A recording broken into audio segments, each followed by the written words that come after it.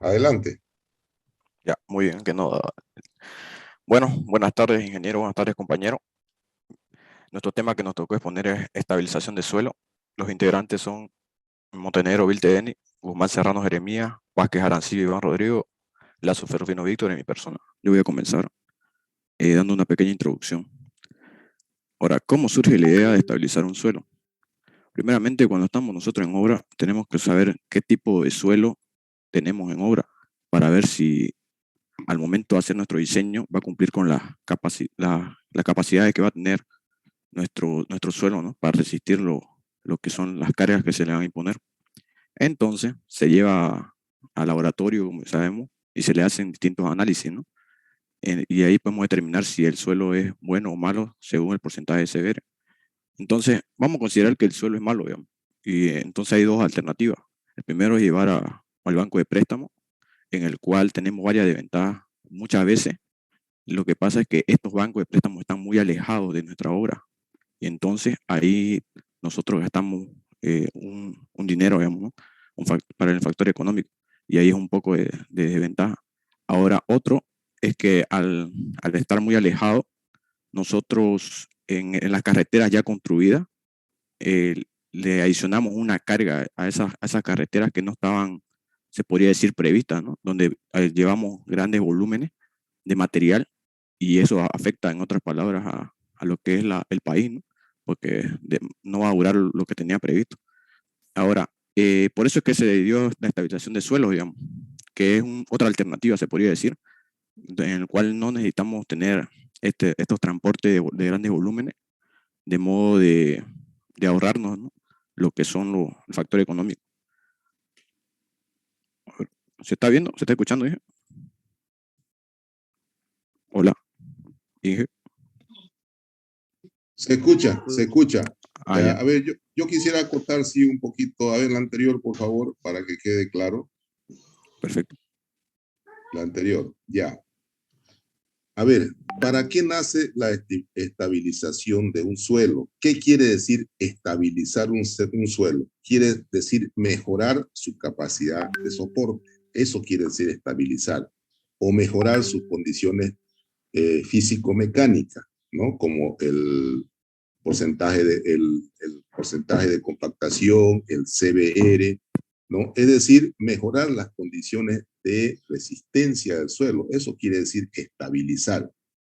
Y como decía su compañero, generalmente se estabiliza para subrasante. Subrasante es el nivel donde estabilizamos suelo, no así subbase y capa base, aunque sí se estabiliza en algunos casos, pero ya está dada de acuerdo a especificaciones mi material de subbase y mi material de capa base para soportar un determinado esfuerzo, es decir, un CBR determinado.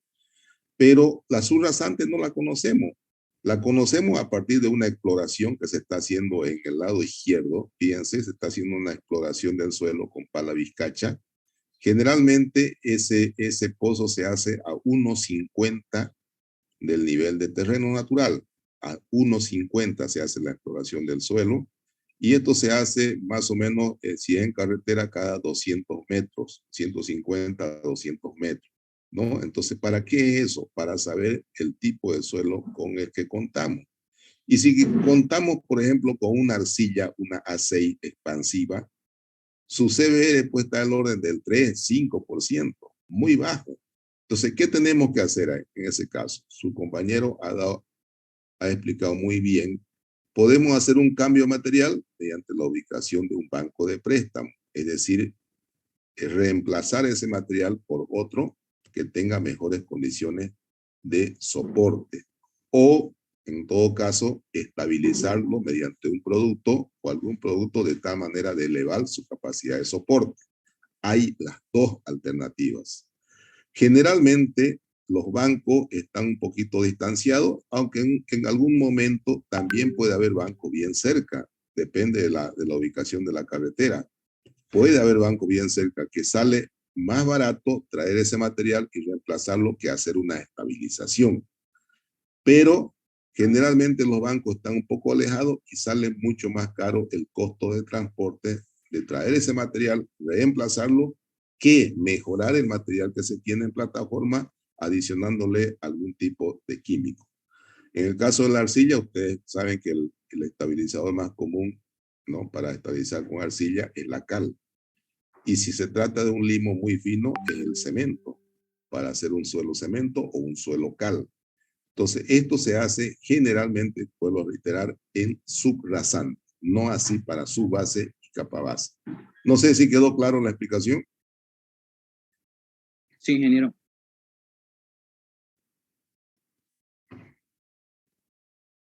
¿Quedó claro? Sí, ingeniero.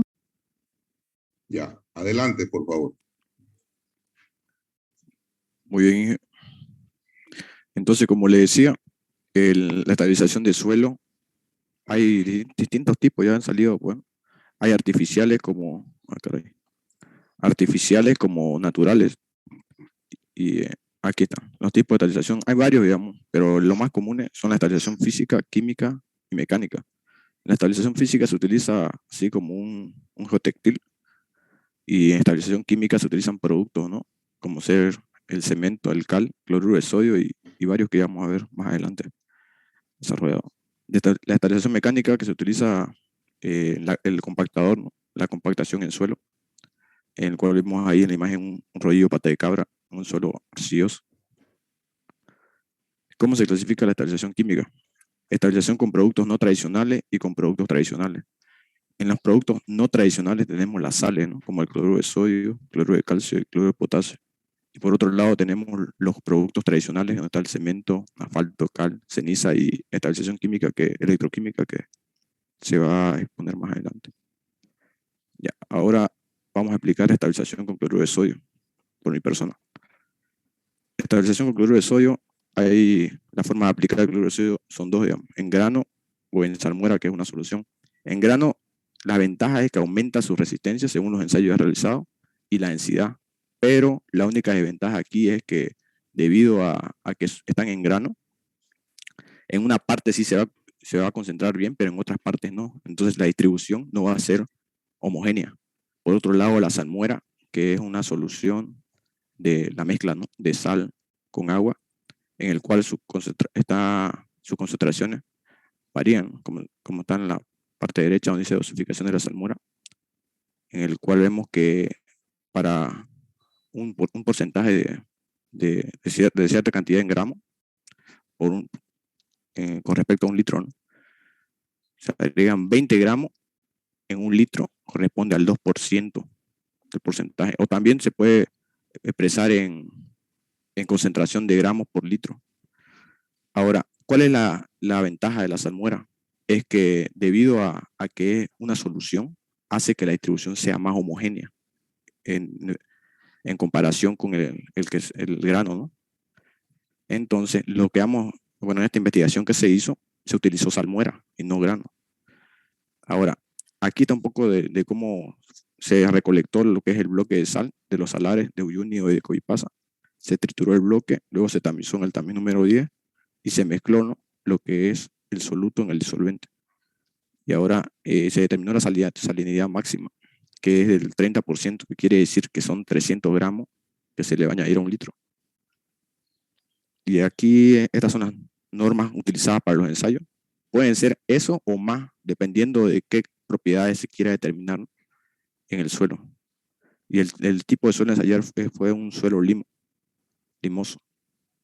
Resultados para una vez realizado todos esos ensayos, se obtuvieron, bueno, yo elegí tres aspectos, ¿no?, tres propiedades en el cual quería ver, digamos, cómo variaba. En primer caso, la relación humedad-densidad con el peróxido, en el cual vemos en la primera tabla, con respecto a la densidad, que con respecto al suelo patrón, que se podría decir, que el suelo patrón hace referencia al suelo con nada de estabilizante, digamos, solamente suelo original, se podría decir. Y vemos que ha disminuido conforme se le iba incrementando los porcentajes del estabilizante, ¿no?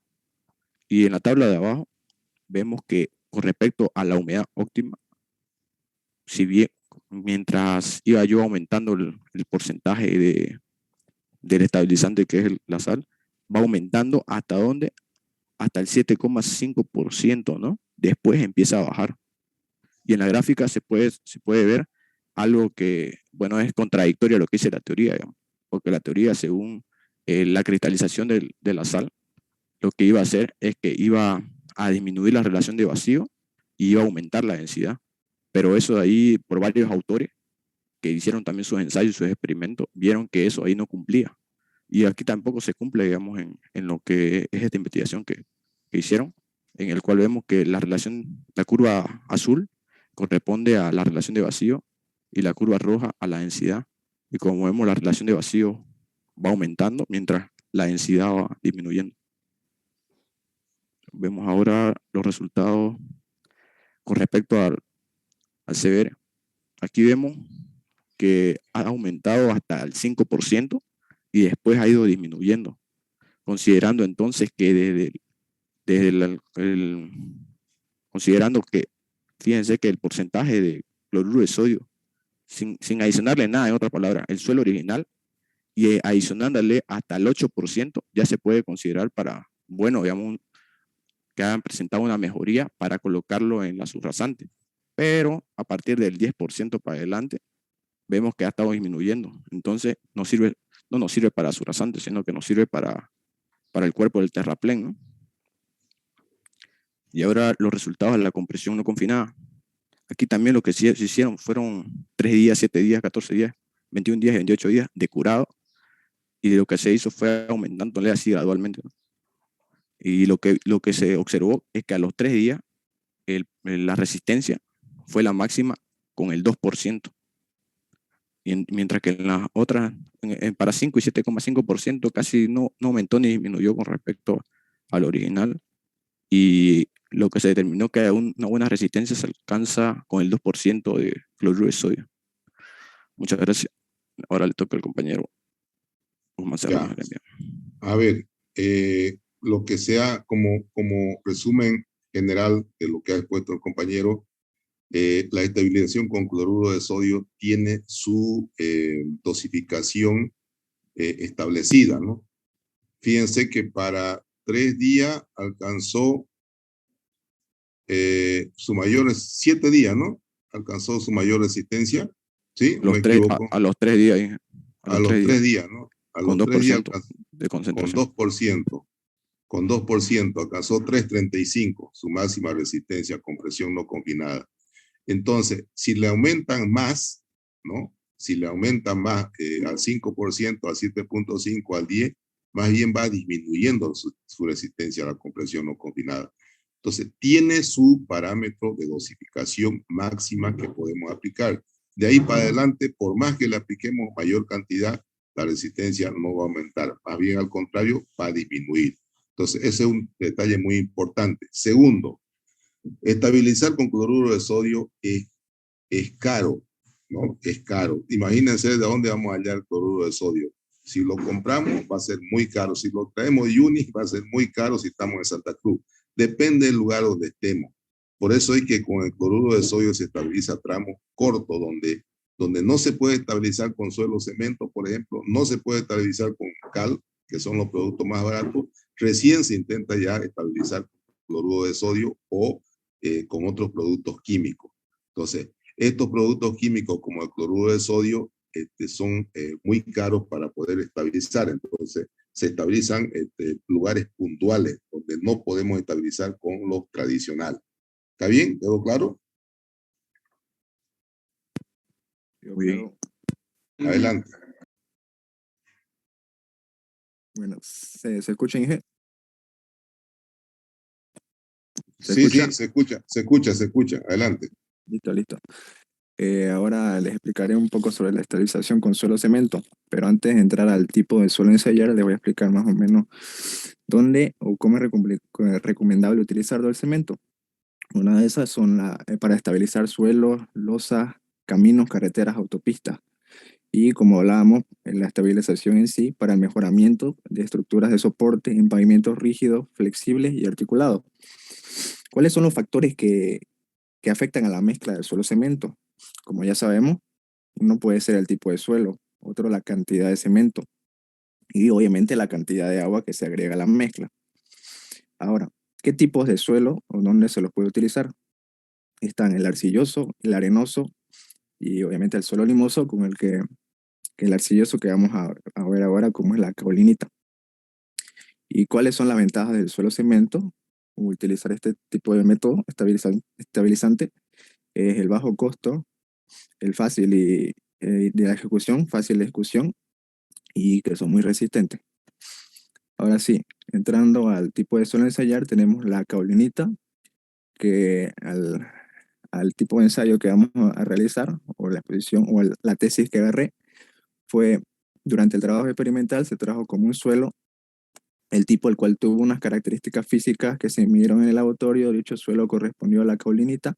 Se decide trabajar con dicho material ya que se busca medir la incidencia del cemento en suelos arcillosos, y la caolinita es uno de ellos, además de ser un suelo muy estable. Siguiente.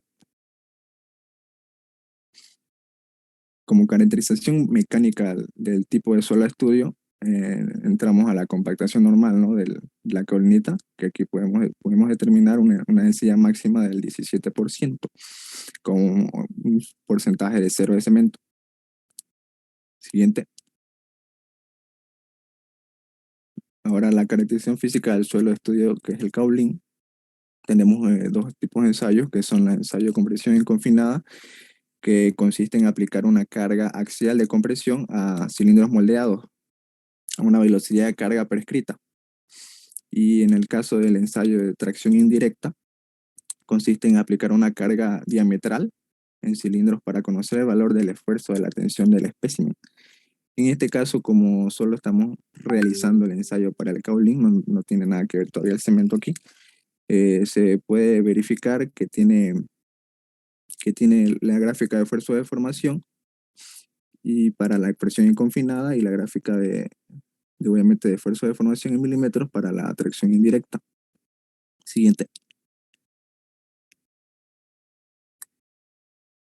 Características mecánicas del suelo cemento. Aquí, según el porcentaje de cemento en producto normal, tenemos como una gráfica de humedad óptima para mezclar con una mezcla de 4%, se obtuvo una densidad máxima en caso de ser con una humedad de 16,5%. Y el ensayo de compresión inconfinada, aquí vemos que la variación con respecto al porcentaje de cementos del 12% a compresión aumenta, ¿no? Aquí tenemos la deformación a los 28 días de curado, a los 14 días y a los 7 días de curado. Y claramente, mientras menor sea el día de curado, mayor será la deformación que se tendrá en cargas aplicadas con menor incidencia, ¿no? Cabe en contraparte cuando los días de curado son mayores, porque alcanza su resistencia máxima, entonces por ende las deformaciones van a ser menores. Siguiente. Y aquí la variación según los días de curado. En esta gráfica se pretende evidenciar la incidencia del aumento del contenido del cemento sobre el comportamiento y la resistencia del suelo bajo condiciones similares de falla. Igualmente, aquí tenemos una gráfica del 12% de cemento, 10% de cemento, que es la gris. El 12% sería la gráfica de color naranja, con el 8% sería la amarillo, y la de 4% la azul, y con 0% la que ya vimos anteriormente, que no incide en nada. Y aquí en estado de saturación, igualmente 12% de cemento, la gráfica de naranja, 10% de cemento la gris y el 8% la azul. Siguiente. Ahora los ensayos de resistencia a la tracción indirecta. Lo mismo según el porcentaje de cemento y según los días de curado. Vemos que la relación que existe entre las dos, claro, hay que recalcar con una mezcla del 12%. A los 28 días de curado, 14 días de curado y 7 días de curado, aquí no hay mucha discrepancia en el caso del 14 días de curado y a los 28, pero obviamente sabemos que la resistencia va a aumentar, ¿no? En relación a los días de curado que se tengan. Y aquí en los 28 días de curado, según los días de curado, o sea, tenemos el 12% de cemento, lo mismo, y las deformaciones en milímetros, y aquí varía bastante, ¿no? Con relación a la anterior gráfica, a un porcentaje de 12% de cemento. Siguiente. Y por último, la última relación, que es con los días de saturación. Tenemos con 8% de cemento, 10% de cemento y 12% de cemento, la variación que existe en el esfuerzo de formación en los tiempos de curado. En conclusiones, tenemos que decir que el cemento funciona muy bien como agente estabilizador en los suelos. En este caso se comprobó que los porcentajes superiores al 8% de cemento en la mezcla mejoran considerablemente la resistencia ante cargas monotónicas.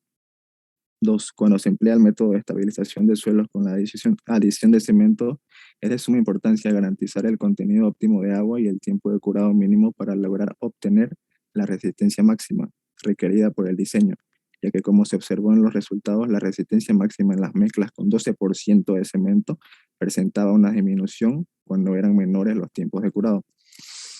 Y por último, el agua tiene una mayor incidencia en la resistencia a la tracción indirecta de los cuerpos de prueba que a compresión confinada, ya que según los datos obtenidos en la resistencia a la tracción, disminuyó en un 75%, mientras que la resistencia de la compresión solo lo hizo un 50%. Eso sería. A ver, vamos a complementar la estabilización con suelo cemento.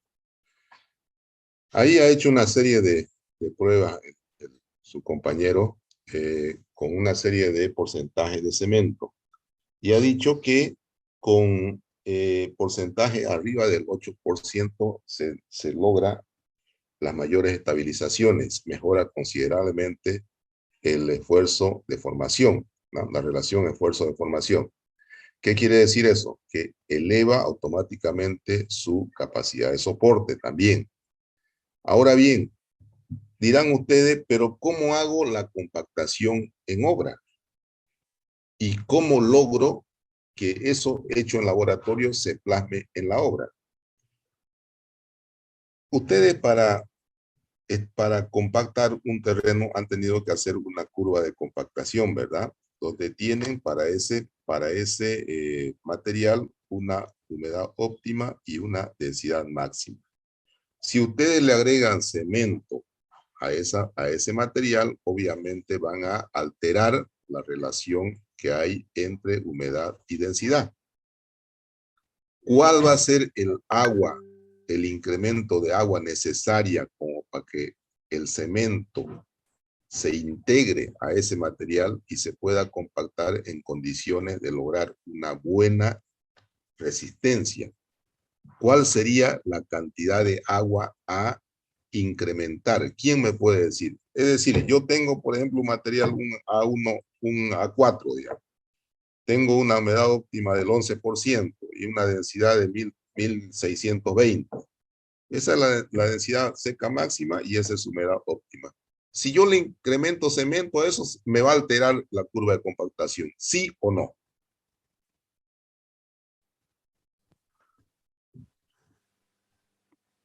A ver, ¿quién me responde? Si yo ya tengo para ese material definido mi humedad óptima y mi densidad máxima, y yo le agrego cemento a esa humedad, porque no me dio la resistencia, no me dio la densidad, no me dio el CBR y quiero estabilizarlo, al agregar cemento, ¿se me altera esa curva de compactación o no? Sí. Sí, se altera. Al agregar cemento, tengo que agregar también agua. ¿Qué cantidad de agua tengo que agregar?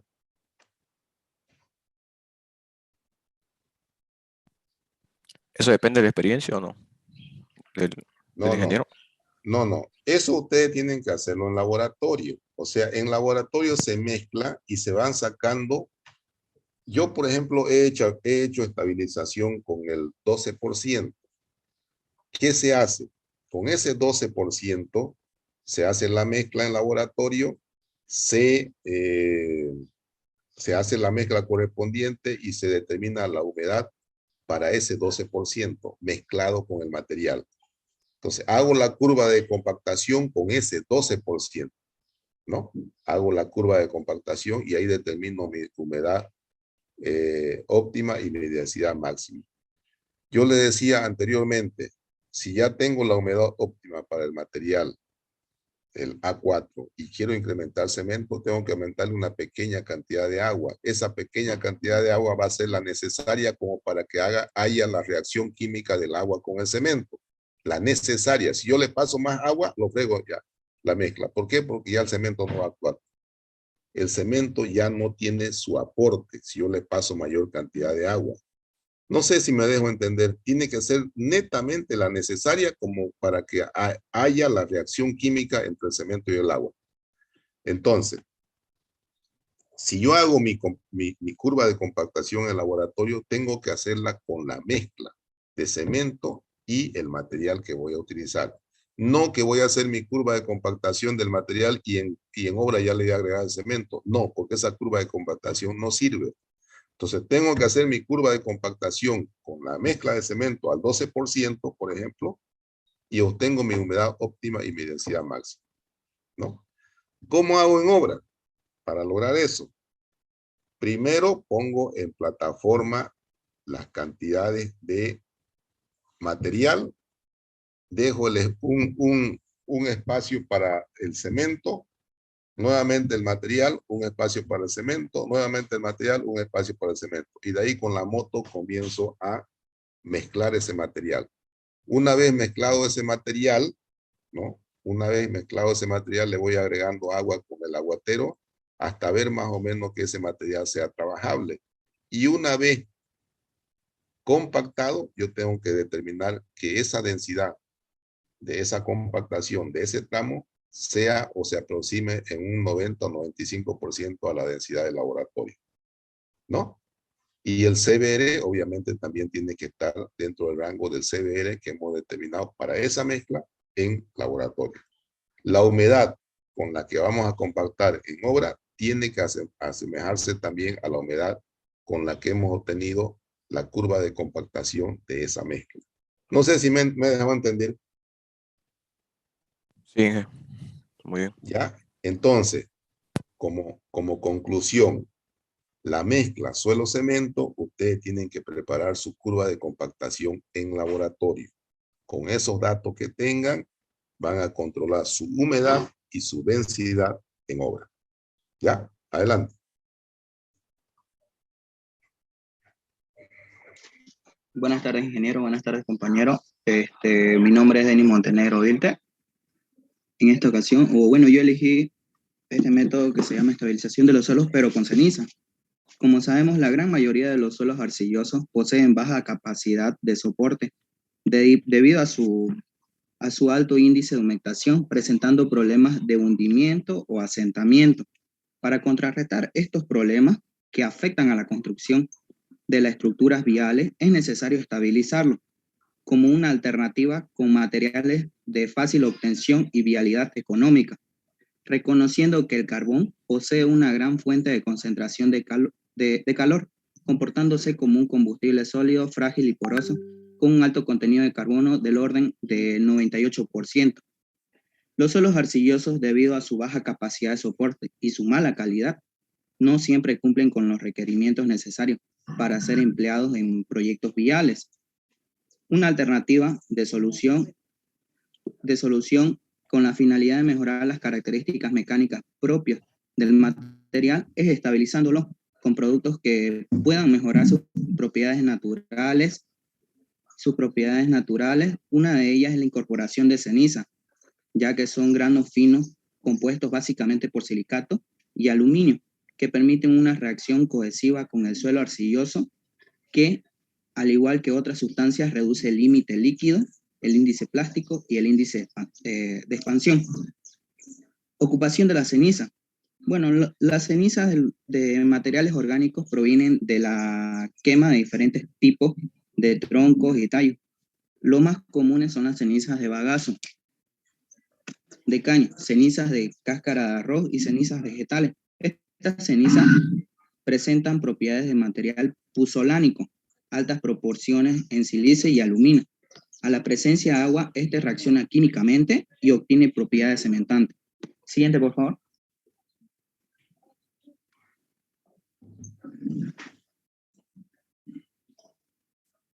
Para el ensayo de granulometría, como podemos ver en la imagen que está a la derecha, me describe qué ensayos voy a utilizar. Para el ensayo de granulometría, se requiere un ensayo con un peso de la muestra de 800 gramos, según las normas ACTM y ASTO. Para determinar la densidad, se requiere un peso aproximadamente de 100 gramos. Para el ensayo de Proctor modificado, se realizó 3 ensayos por cada porcentaje de la combinación del suelo con la ceniza de carbón y un ensayo del suelo sin combinación de ningún aditivo. Para el ensayo se requiere un peso de 24.000 gramos, según las normas ASTO T180 y la ACTMD 1557. En total son 10 ensayos con un peso requerido aproximadamente de 240 kilogramos de muestra. Siguiente, por favor.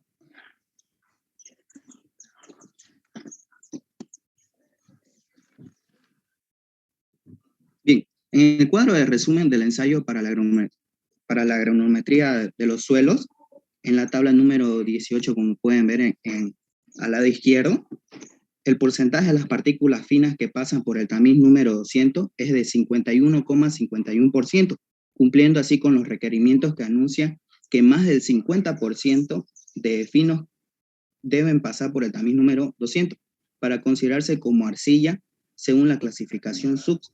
Este sistema, como sabemos, está basado en el sistema de aeropuertos propuesto por Arthur Casagrande en 1948, con unas ligeras modificaciones en 1952. Al lado derecho están los límites de Atterberg. El límite líquido en la gráfica, como se puede ver, se obtiene un contenido de humedad promedio de 85,15%, correspondiente a los 25 golpes. Por tal, se considera una arcilla de alta plasticidad. Como indican las normas, si los límites líquidos son superiores al 50%, se aumenta el prefijo H, ya que su valor está sobre el 50%, valor recomendado para las arcillas según la clasificación SUB. Siguiente diapositiva, por favor.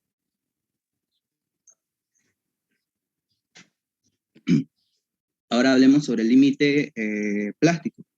En resumen, como podemos ver, tenemos una tabla al lado izquierdo, ¿ya? En resumen, el resultado obtenido para el límite plástico, es de 65,28% y su índice de plasticidad es de 19,87. Eso se debe a la diferencia entre el límite líquido y el límite plástico, lo que conlleva atribuir que es un suelo arcilloso de alta plasticidad, ya que el índice de plasticidad es de mayor que el 11%, como requerimiento según la clasificación SUBS. Abajo podemos ver una tabla que nos indica, ¿no?, sobre el índice de plasticidad. Si es baja, es menor a 7. Si es media plasticidad, está entre 7 a 15. Pero nuestra alta plasticidad dice que es mayor a 15. Ahora sobre la compactación de Proctor modificado. Como podemos ver, la tabla que está a la derecha. En el caso de las arcillas de alta plasticidad, poseen una densidad seca baja y por lo tanto el grado de compactación también es menor, motivo por el cual se va a proceder a combinar con cenizas de carbón para mejorar sus propiedades. Para el ensayo de compactación Proctor modificado, tanto para muestras normales o muestras combinadas con cenizas de carbón, se utiliza un método D, como podemos ver en la tabla.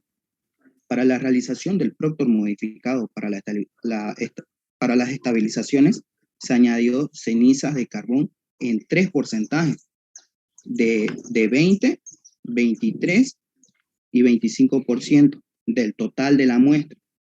Se tomó un 20% de cenizas de carbón basándose en un proyecto, también al igual que el 23% y el 25%.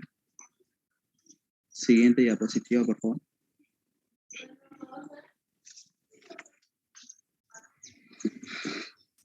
El valor de soporte de California.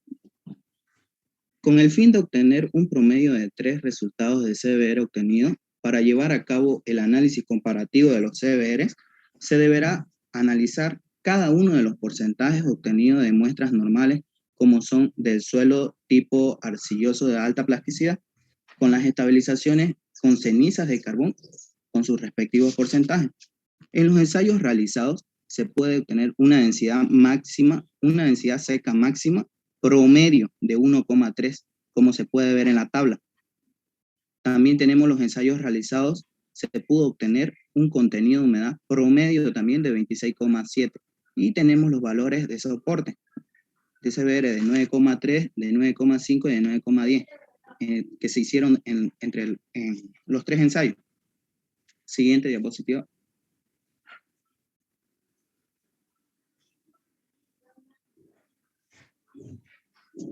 Allá. Con el fin de obtener un promedio,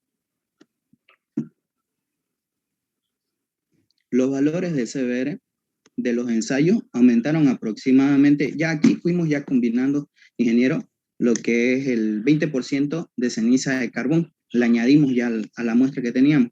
Ahora, los valores de CBR de los ensayos aumentaron aproximadamente un 0,53% con la adición de las cenizas de carbón. Se podría concluir que las cenizas de carbón aumentan la capacidad de soporte en muy bajo porcentaje, pero la adición de cenizas de carbón en altos porcentajes hace que aumente el contenido de humedad. Siguiente. Ahora, para el 23% de cenizas de carbón,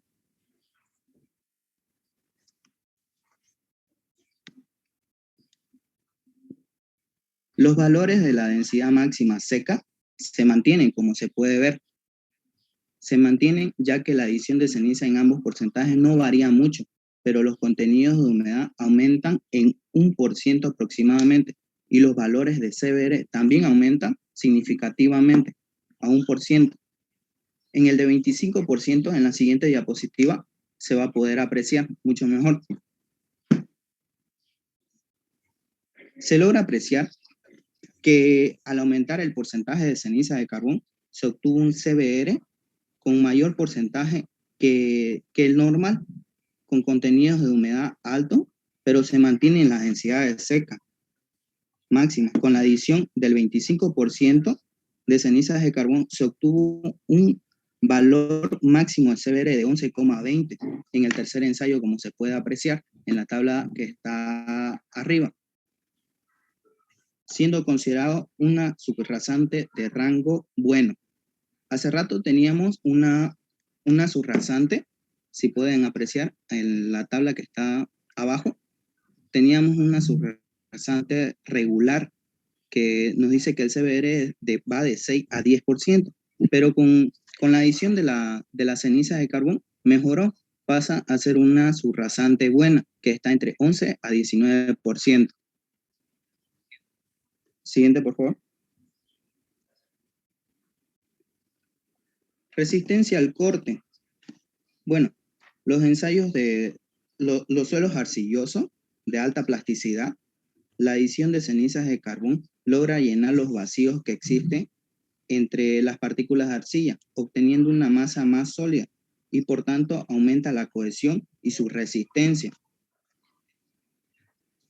En la tabla que está en la parte de arriba, podemos ver de que la resistencia al corte es de 0,250, pero con la adición del 25% mejoró a 0,261.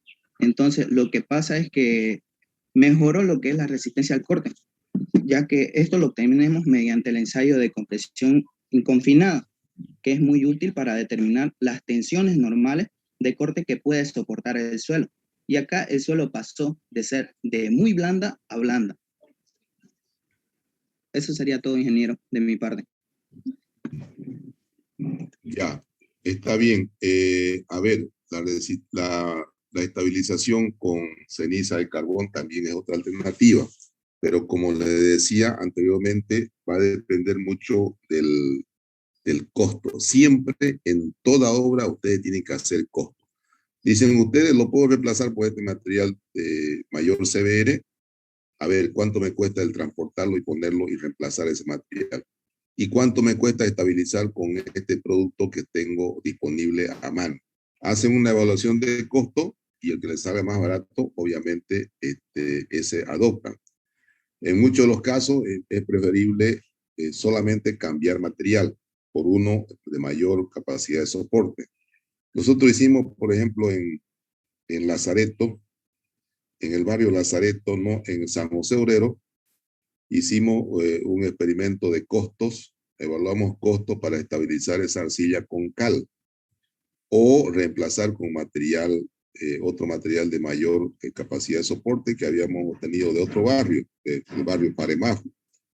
Entonces, haciendo los costos y evaluando costos de transporte desde Paremajo hasta acá, el costo de extraer ese espesor de capa, ¿no? Con la maquinaria apropiada y hacer la estabilización con cal, nos salía mucho más barato traer material y reemplazarlo.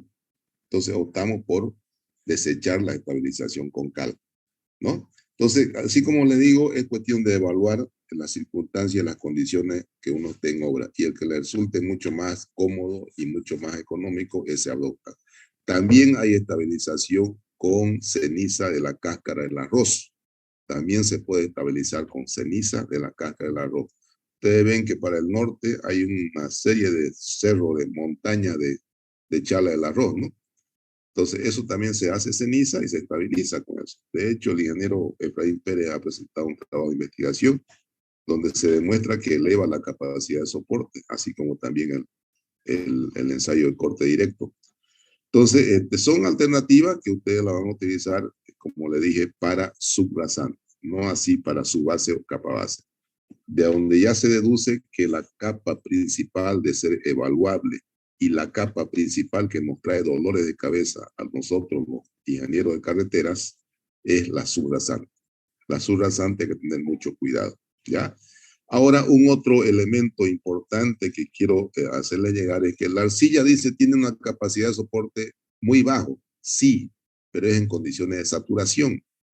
Cuando la arcilla está seca, tiene un CBR de 80 para arriba, ¿no? La arcilla seca tiene mucha capacidad de soporte.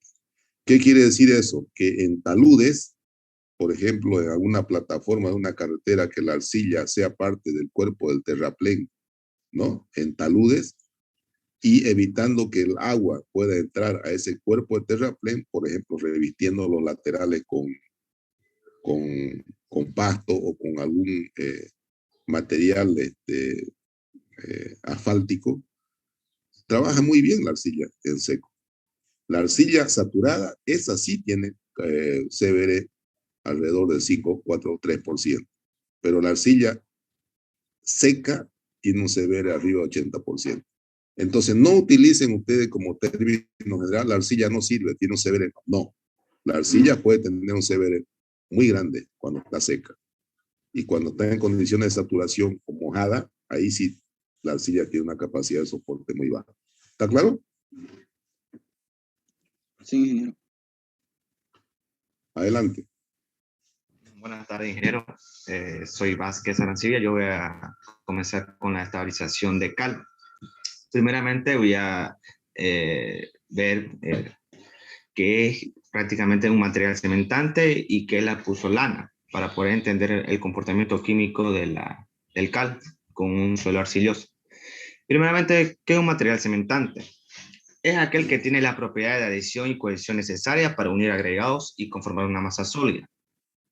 Posterior a eso, ¿qué es la puzzolana? Es un material silicoso o silicoluminoso, que por sí solo posee poco o nada de propiedades cementantes, pero que tiene la capacidad de reaccionar con la cal y conformar así un material cementante, es decir, un material que pueda adherir las partículas, en este caso las partículas de suelo que vamos a estabilizar. Siguiente, por favor. Los beneficios de la estabilización con cal. Los beneficios son los siguientes: modificador de plasticidad, o sea, reduce drásticamente la plasticidad de la arcilla. Mayor resistencia a corto y largo plazo, resistencia al corte. Reducción de la humedad natural del suelo, ya que como sabemos, el material arcilloso con cal genera una reacción exotérmica, es decir, que libera calor. El otro es reducción del índice de plasticidad. El otro es modificación de la granulometría, ya que la arcilla, al reaccionar con cal, va poco a poco a reducir las partículas de arcilla, se va rompiendo y se va acomodando como materia granular. El otro es modificación de la característica de compactación. Eso ya es producto del rompimiento de las partículas de arcilla. Siguiente, por favor. Bueno, al momento de realizar ya o sea, de vertir el cal en el suelo que vamos a estabilizar, se da primeramente el secado, que consiste que los suelos se secan, porque el lava presente en el suelo participa en esta reacción y porque el calor generado puede evaporar la humedad. Como le decía, la arcilla, el material arcilloso, al mezclarlo con cal, genera calor. Posterior a eso se da la modificación, que quiere decir que en la mezcla inicial se da un intercambio de iones de calcio, de la cal, en este caso hablando de cal hidratada, emigran a la superficie de las partículas arcillosas y desplazan el agua y otros iones. Es decir, que en este proceso se va transformándose el suelo arcilloso más un suelo granular, facilitando así lo que sería la compactación. Posterior a eso sería la estabilización, que en este punto se da un énfasis con respecto al pH. Es decir, que si se añade la cantidad adecuada de cal y agua, el pH del suelo que vamos a estabilizar aumenta rápidamente, lo que permite romper las partículas de arcilla, es decir, su estructura molecular interna. Siguiente, por favor. Y es así, pues se liberan la silicia y la alumina, es la que reacciona con el calcio del cal para formar hidratos de calcio silicatos e hidratos de calcio aluminatos, que son los productos cementantes, como le dije inicialmente, o sea, aquel material que me va a poder generar mayor adhesión y cohesión necesaria de las partículas, en este caso hablando del suelo mismo. Y a partir de ahí me va a formar la que sería la matriz. Es aquella que contribuye a la resistencia de las capas de suelo que vamos a estabilizar con cal. El proceso se inicia en 1 hora y puede continuar durante varios años, si se diseña correctamente. La matriz formada es permanente, duradera y de cierta manera es impermeable.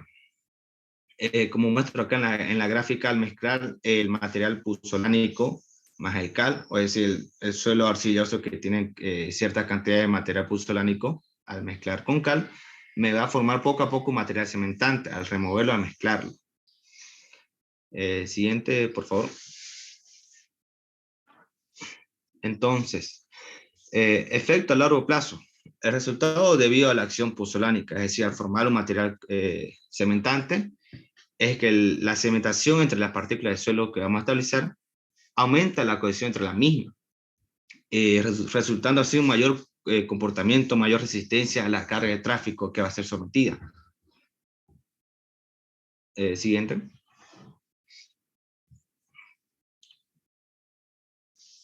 Bueno, las normas que vamos a utilizar son varias. La determinación del laboratorio de contenido de humedad, el análisis granulométrico por tamizado, determinación del límite líquido, el límite plástico, del límite de contracción, determinar la relación humedad-densidad, el ensayo del CBR, y por último la compresión no confinada que también se le va a hacer para evaluar su resistencia al corte, cómo va variando. Siguiente, por favor. Acá vemos una gráfica que se puede apreciar cómo va mejorando su densidad el suelo que vamos a tratar conforme vamos aumentando el porcentaje de cal, sea un suelo con un porcentaje de 2% de cal, a un 3% y por último un 4%. ¿Ya? Lo que se pudo apreciar es que conforme se va evaluando un suelo normal, se pudo obtener un CBR del 34%. Pero luego también se realizó una mezcla con un suelo con 4% de cal, que se compactó y se curó de humedad a 21 grados.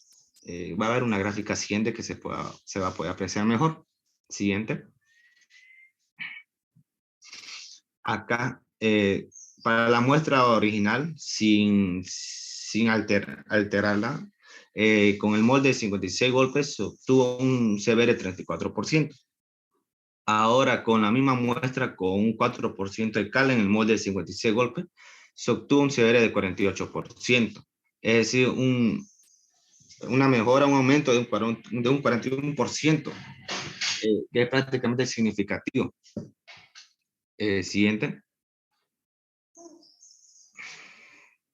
Y bueno, entonces, como puedo mencionar, la mezcla con el 3 y 4% se nota a los pocos días un incremento de su resistencia. Pero vamos a tomar énfasis con respecto al 4% de cal, debido a que el 0,5% de este mismo será usado para el intercambio catiónico, y el otro, el que va a sobrar, va a ser el que va a reaccionar, o sea, que va a poder generar el material cementante para el suelo que vamos a estabilizar. Siguiente. Y bueno, entonces, ¿puedes volver un poquito para la siguiente, por favor? Con los diferentes porcentajes de cal, se puede observar que va variando su densidad. Obviamente también vamos a hacer variar su humedad, aumentando 2% más.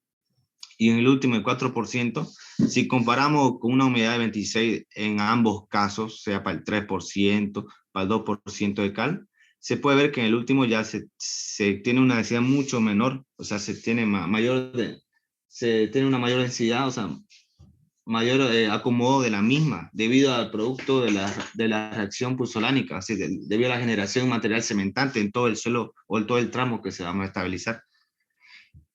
Ahora sí, siguiente. Y entonces, para poder dosificar, que es lo más importante, primeramente determino el porcentaje de cal, realizando el ensayo de Proctor. Primeramente determino su densidad seca máxima y la humedad óptima. Luego defino la humedad óptima y esta misma hago variar, le añado 2%, 3%, 4 a 5% de cal. Y entonces para cada humedad voy a obtener una densidad máxima. Y a partir de ahí voy a realizar el ensayo CBR con las diferentes densidades seca máximas que voy a obtener. Entonces, finalmente, con los resultados obtenidos, se fabrica un grupo de curvas de humedad contra el porcentaje de cal. Es decir, una vez que yo realizo todo mi ensayo haciendo variar el porcentaje de cal y su humedad, voy a tener unos resultados de cuánto va a ser su densidad máxima con la humedad en función de los porcentajes de cal. Y entonces de ahí yo me voy a guiar con esos resultados que voy a obtener en los ensayos en el laboratorio. ¿Ya? Y eso sería todo.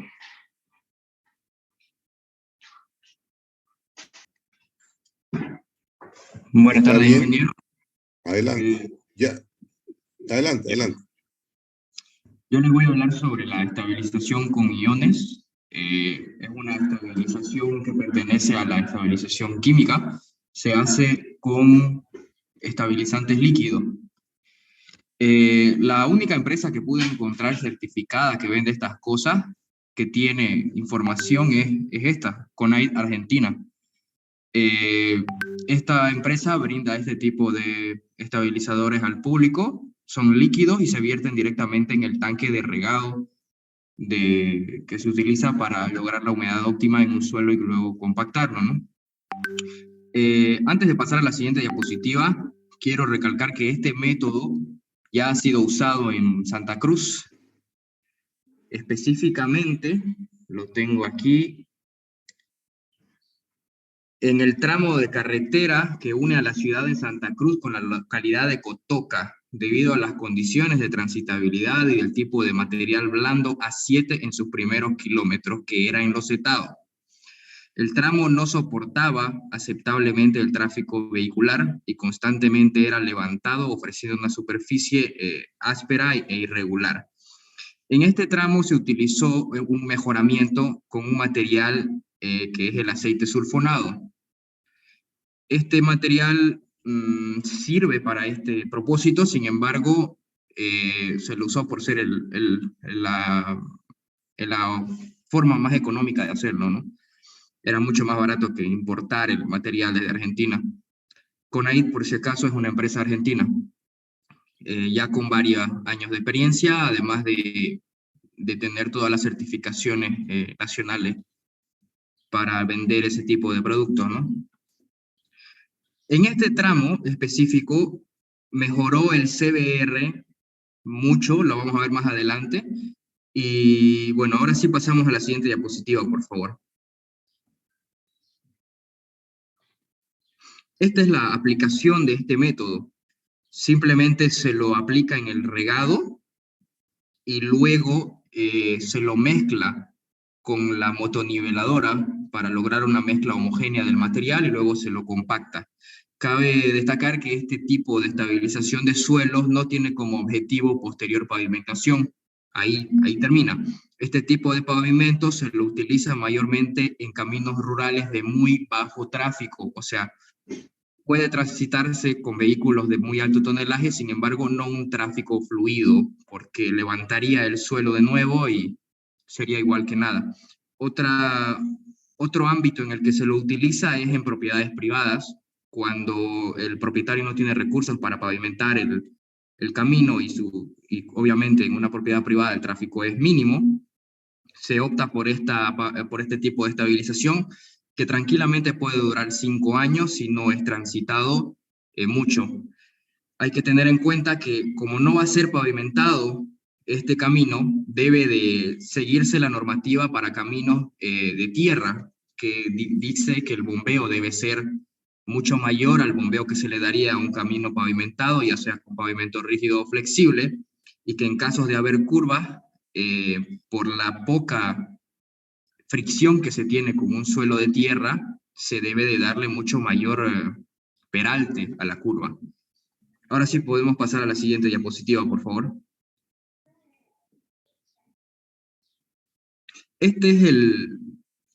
Así se utiliza este estabilizante de suelo. Se debe desmenuzar y desterronar el suelo, se debe dejarlo suelto. Previo a esto se debe uno asegurar que el suelo de preferencia es fino, quiere decir que haciendo un estudio el suelo pasa el tamiz 200 en su mayoría, ¿no? Se coloca el estabilizador junto con el agua del camión o tanque regador, se lo vierte directamente al suelo a estabilizar y se mezcla con motoniveladora, se ajusta el contenido de humedad, luego se lo compacta, muchos optan por compactarlo con el compactador pata de cabra, y justo después de compactarlo ya estaría listo para el tránsito. Esta es la dosificación que utiliza esta empresa argentina. Son 100 litros para 1500 metros cuadrados. Un camino que en promedio tendría 7 metros de ancho por 2 kilómetros de largo. Esta, vuelvo a recalcar, es la dosificación que utiliza Conai, la empresa argentina. Para el aceite sulfonado, la dosificación es diferente. Siguiente diapositiva, por favor. Estas son las mejoras que se obtuvieron aquí en Santa Cruz con el aceite sulfonado. El CBR inició entre 2,1 y 2,9 con un peso unitario de suelo de alrededor de 1.500 kilogramos por metro cúbico, perdón, y una humedad del 24% prácticamente. El CBR después vemos que prácticamente se ha duplicado, una humedad que ha reducido considerablemente al 16,2% y un peso unitario que ha subido bastante a 1.829 kilogramos por metro cúbico. En comparación, la densidad del material natural ha incrementado en un 26%, la humedad disminuyó 32% y el incremento del CBR es del 99% en promedio. Siguiente, por favor.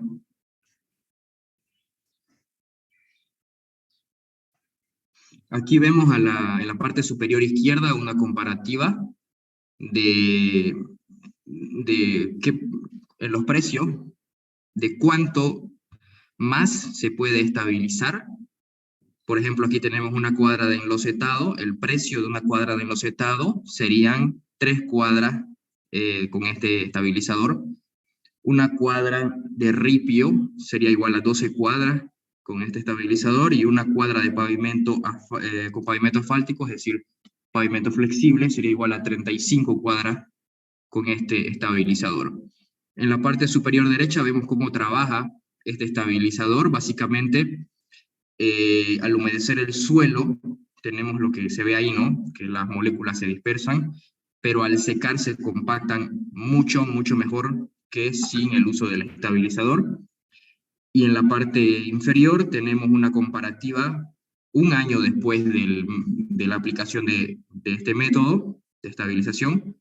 Vemos cómo la mejora es evidente, ¿no? Y es duradera. Para los que tenían la duda de cómo fue la mejora de lo que fue la dosificación con el aceite sulfonado, fueron 0,030 litros por metro cuadrado para un material que pasó del 30 a 60% del tamiz 200.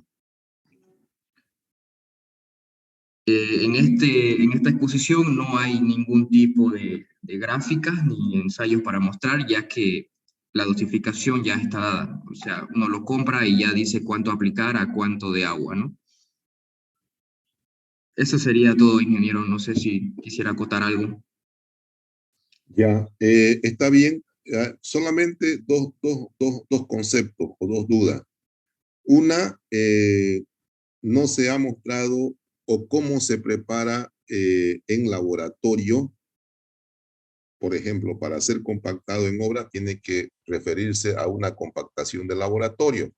No sé, se hace ese tipo de trabajo, se hace los ensayos de laboratorios previos con la dosificación que se tiene o la tasa de dosificación que se tiene o no se hace. Le comento, ingeniero, que no existe para este tipo de estabilización mucha información. De hecho, la información que yo he sacado, la he sacado de videos de esta empresa y de una tesis que encontré en el internet que se realizó en una universidad, en la Universidad de Chuquisaca, si no me equivoco. Y no hay más información. Lo que dice que se hizo para este tipo de estabilización fue que se llevó al laboratorio y se tamizó el suelo, ¿no? Se le sacó CBR y luego no tengo más información. Ya.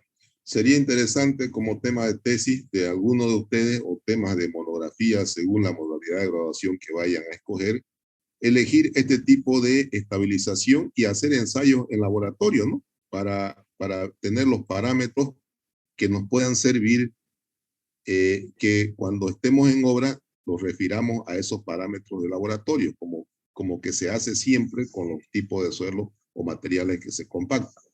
Entonces, sería interesante uno de ustedes que haga este tema de monografía o de tesis para que saquemos la duda, ¿no? Yo la verdad nunca he trabajado con este tipo de material, pero bueno, entiendo por los procedimientos que se tiene con los otros materiales, es que debería hacerse también curva de compactación y CBR en laboratorio.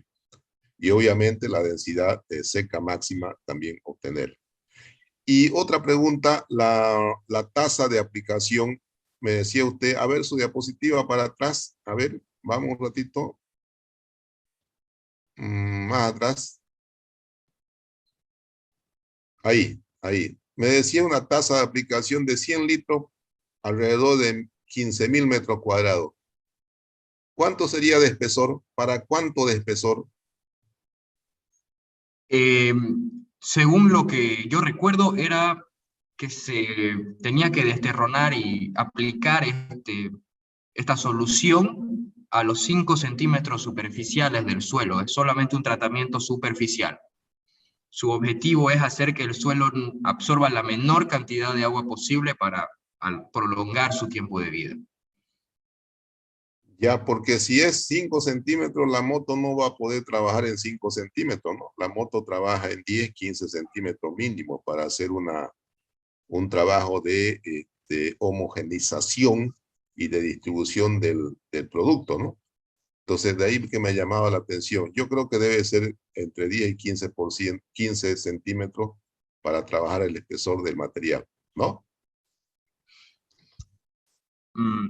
Puede ser, pero lo que yo leí decía 2 a 2,5 pulgadas, pero lo podemos investigar eso, ingeniero, no hay ningún problema, yo lo investigo eso. Ya, no, simplemente para ustedes, ¿no? Para sacarse la duda, ustedes son los que van en todo caso, a trabajar de aquí para adelante, pero me llamó la curiosidad ese dato. ¿Para qué espesor esta tasa de aplicación? ¿ya? Entonces, para ustedes, como un detalle pendiente, sería bueno investigarlo, ¿ya? Bueno, eso es todo, ¿no? Todo el guión, obviamente, ¿no? Y la densidad que pueda tener. Y al aumentar la densidad, seguro que va a aumentar el CBR, ¿ya? Entonces, todos estos productos tienden a disminuir el índice plástico. ¿Está bien? Listo, ingeniero. ¿Alguna? Ingeniero, buenas tardes. Sí. Buenas De tardes. casualidad, ¿usted trabajó con ceniza como expusieron los compañeros? No, no. Lo que yo trabajé ha sido con suelo cemento, ¿no? Suelo cemento y suelo cal, pero no he trabajado con otro tipo de estabilizador. Pero ya hoy en día se trabaja con una serie de estabilizadores, productos que nos permiten estabilizar suelo, pero que en algunos casos resulta, o en la mayoría de los casos, resulta muy caro para tramos largos. Esos estabilizadores se utilizan para tramos cortos, donde realmente no se ha podido estabilizar con los productos comunes, ¿no? Entonces, tramos cortos, ahí sí se aplica estos tipos de productos, pero no es recomendable para tramos largos. Se hace un costo muy elevado, ¿ya? Listo, ingeniero. ¿Alguna otra pregunta? Pero, a ver, como regla general, ¿qué se busca? Mejorar la capacidad de soporte de material. ¿De qué material? De subrasante. Ahí está la estabilización, ¿no? Mejorar la capacidad de soporte de una subrasante, porque la subbase y capa base ya está especificada para un determinado CBR con el que va a trabajar. Y ya está su granulometría, su curva granulométrica, ¿cómo se llama esto? El ensayo de los ángeles para ver la dureza de los agregados. Es decir, todo está ya especificado. Lo que sí siempre se estabiliza es su rasante. Ahí está el problema. ¿Ya? ¿Alguna otra pregunta, jóvenes? Los alumnos de este grupo me llevan su trabajo el día lunes, ¿ya? Reanudamos actividad el día lunes a mi oficina, por favor, ¿ya? Tenemos una exposición más que es el día viernes, el tema 9, y creo que hay otro grupo, el 10, que me va a hacer un resumen de todas las exposiciones. Ya voy a hablar con ellos, ¿ya? El tema 10. Me va a hacer un resumen de todas las exposiciones y con eso estamos terminando esta semana. El viernes terminamos el tema 2 y para la próxima semana el último grupo. Vamos pensando en dar el examen. El examen va a ser más o menos el 15 por ahí. No sé qué fecha cae, 15, qué día. Ah, ok. Sábado acá, ingeniero. Ya, entonces va a ser el 14, ya, el examen. Ya le he dicho que el tema 2, el tema 3 y el tema 4, ¿no? ¿Sí? Correcto, correcto. Sí. Ya. Sí, ingeniero. Pero Van a ser, una sí, pregunta, ¿no podrían enviar todo, los estudiantes de esos temas, su informe y su diapositiva para que también los demás lo tengamos para estudiarlo? sí, sí, sí. Todo lo que han expuesto tienen que mandar a todos los del grupos, a todos los alumnos del grupo de la materia, tienen que enviar su trabajo para que lo tengan. ¿Ya?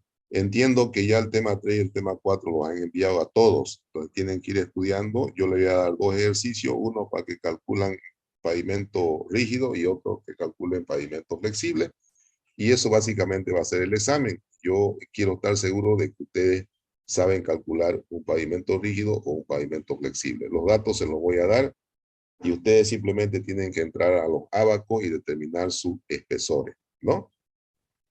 ¿Se entiende? Sí. Sí, sí, sí. Ya. Bueno, con eso estamos terminando. El día viernes, por favor, terminamos con el tema 9 y el 15, el 14 damos examen. ¿Ya? ¿Está claro? Muy bien. Sí. Sí.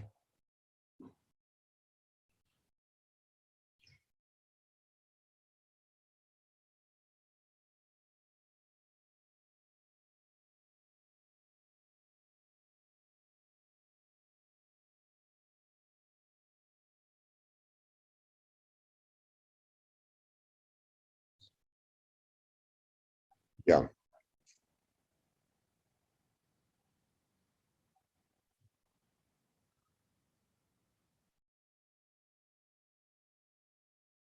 Es reciclado de pavimento, ¿no? Reciclado de pavimento, ¿no? Es exactamente el mismo el cálculo, exactamente el mismo. Ahora, ¿dónde varía o dónde ustedes eh, eh, hacen el detalle de su reciclado en la evaluación del CBR? El CBR o la curva de compactación, ustedes tienen que hacerlo con su material que pretenden reciclar, es decir, en qué porcentaje van a reciclar, y ese porcentaje lo van haciendo en laboratorio junto con el material existente y se sacan su propia curva de compactación. Y para el CBR también sacan su CBR de ese material reciclado, y cuando lo reciclen en obra y lo compacten, tienen que comparar con el CBR obtenido en laboratorio. Nada más, el cálculo es el mismo, ¿ya? Así es el mismo. Solamente se hacen las consideraciones de los CBR para su comparación en obra, se hace CBR en laboratorio con el material reciclado, ¿no? No vamos a poder comparar un CBR de obra con un CBR de laboratorio de un material suelto, digamos. No, tiene que ser también del material reciclado, ¿ya?